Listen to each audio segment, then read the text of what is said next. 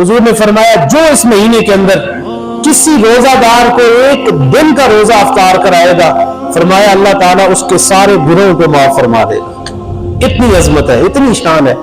लिहाजा इस ज़मन के अंदर कोशिश करें कि अपना जब रोजा अफ्तार आप कर रहे हो तो हमें यह सबक भी दीन इस्लाम देता है कि अपने आस पड़ोस के अंदर भी जरूर देखें कि कहीं ऐसा तो नहीं कि हमारे सामने तो दस्तरखान भरा हुआ है, लेकिन हमारे पड़ोस के अंदर कोई ऐसा भी हो, ऐसा घर भी हो कि जिनके पास सिवाय पानी के रोजा अफ्तार करने के लिए और कुछ भी ना हो।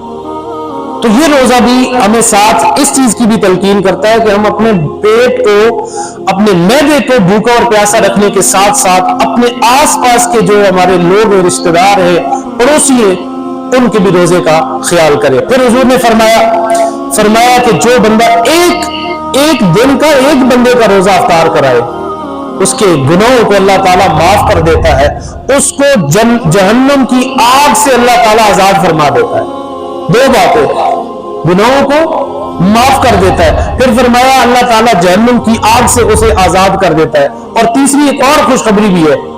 वो तीसरी खुशखबरी क्या है? फरमाया अल्लाह ताला उसके इस अमल की वजह से अल्लाह ताला उससे भी उस बंदे के रोजा रखने के अजर और सवाब के अंदर उसका हिस्सा भी शामिल फरमा देता है। तीन खुशखबरियां। ये किस बंदे के लिए है? उस बंदे के लिए कि जिसने एक बंदे का एक दिन का रोजा अफ्तार किया।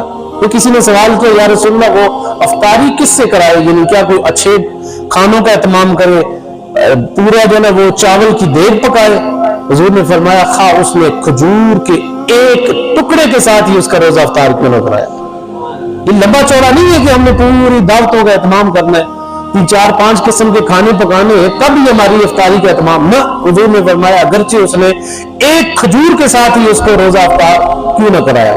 लिहाजा इस रमजान के अंदर अपनी ये आदत बनाएं, एक ये तरीका कार भी इख्तियार करने की कोशिश करें कि अपने साथ साथ आसपास के लोगों के रोजा अफ्तार कराने की कोशिश करें। जो पकाएं उसमें से अपने आस पड़ोस के उन लोगों को, इस वक्त आपको पता है कि महंगाई अपने उरूज पर है।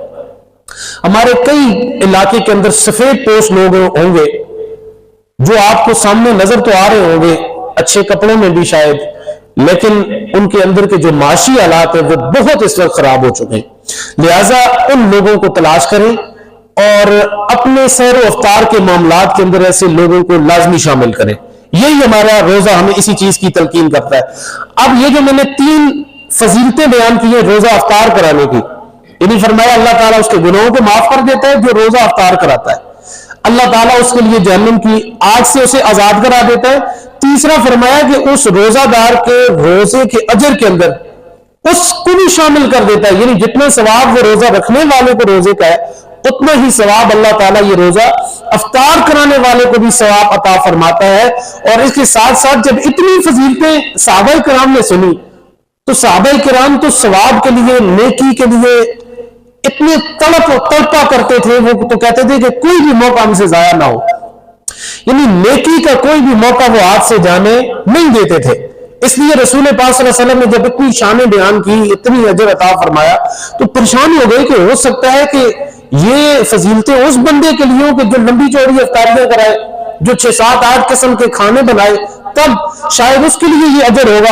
एक सहाबी अर्ज करने लगे, या रसूलुल्लाह सल्लल्लाहु अलैहि वसल्लम इतनी शानें आपने बयान की है, इतनी ज्यादा फजीलतें आपने बयान की है, या रसूलुल्लाह हमारे पास तो अफ्तारी कराने के लिए इतना सामान ही नहीं होता, हमारे पास तो चंद खजूरें, चंद जौ, उस वक्त के जमाने के मुताबिक जो भी सादा सी एक अफ्तारी होती थी, तो या रसूलुल्लाह हमारे पास तो इतना ज्यादा साजो सामान ही नहीं होता, हम अफ्तारी किस तरह से कराएं।